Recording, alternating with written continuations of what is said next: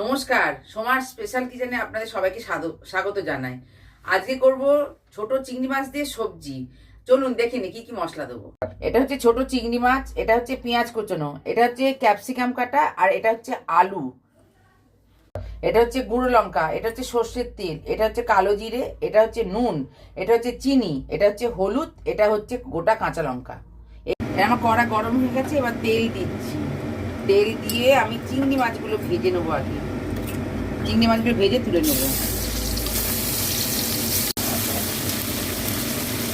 এবার চিংড়ি মাছটা আমার হালকা ভাজা হয়ে গেছে, এটা হালকা ভেজে তুলে নিচ্ছি।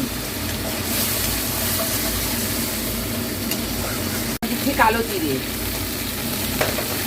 ফোড়নটা হয়ে গেছে। এবার আমি দিচ্ছি আলু,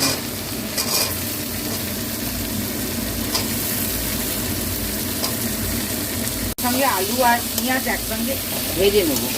আলু আর পেঁয়াজটা একসঙ্গে আমি ভেজে নেব। এবার আমি দিচ্ছি গুঁড়ো লঙ্কা, সামান্য, বেশি না। আচ্ছা, তারপরে দিচ্ছি হলুদ, সব অল্প অল্প। তারপরে দিচ্ছি নুন,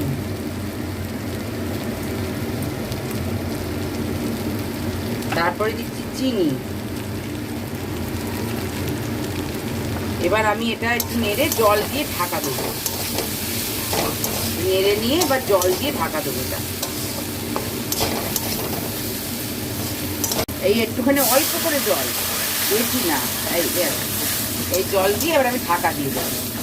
ঢাকা দিয়ে দিলাম এটা। এবার আমার এটা সেদ্ধ, হাফ সেদ্ধ হয়ে গেছে। এবার আমি এটা এই যে গোটা কাঁচা লঙ্কা আর এই ক্যাপসিকাম সব দিয়ে দিলাম, আর এই চিংড়ি মাছ ভাজাটা দিয়ে দিলাম। দিয়ে এবার আমি ঢাকা দেবো আর একবার।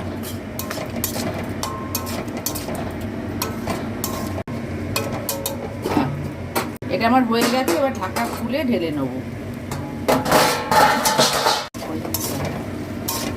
আমার হয়ে গেছে, ঢাকা খুলে ঢেলে নেব। আজকের মতো এই পর্যন্ত। আপনারা লাইভ সাবস্ক্রাইব করবেন। নমস্কার।